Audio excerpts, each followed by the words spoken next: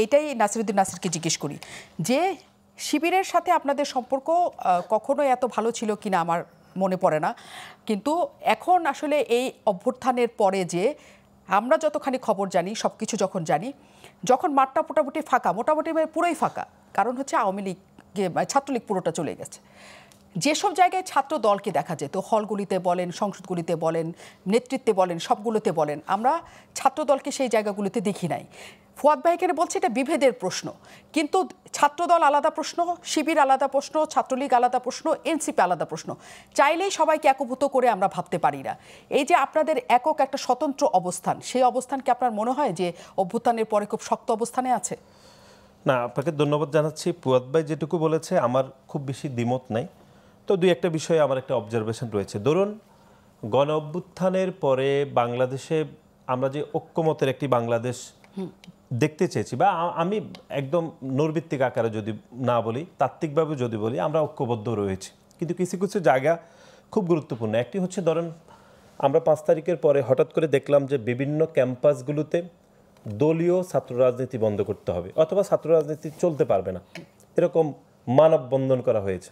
ধরুন ঢাকা বিশ্ববিদ্যালয়, আমরা এই কথা বহুবার বলেছি, ঢাকা বিশ্ববিদ্যালয়ের রাজু ভাস্কর্যের সম্মুখে মানববন্ধন করা হয়েছে যে ছাত্র রাজনীতি চলতে পারবে না।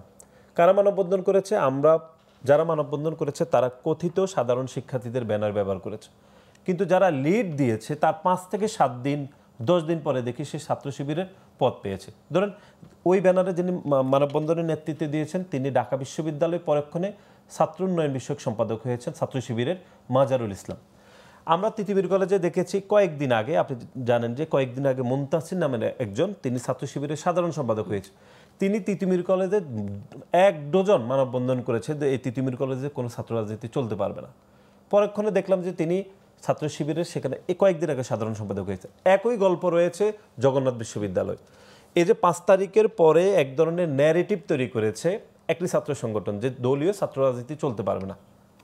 এবং আপনি জানেন যে বাংলাদেশ জাতীয়তাবাদী ছাত্র দলের ফুয়াদ ভাই এখানে রয়েছে, ১৪২ জন নেতাকর্মী শহীদ হয়েছে। আমরা শুরু থেকে এগুলোতে আমরা রিসার্চ করে বের করতেছিলাম।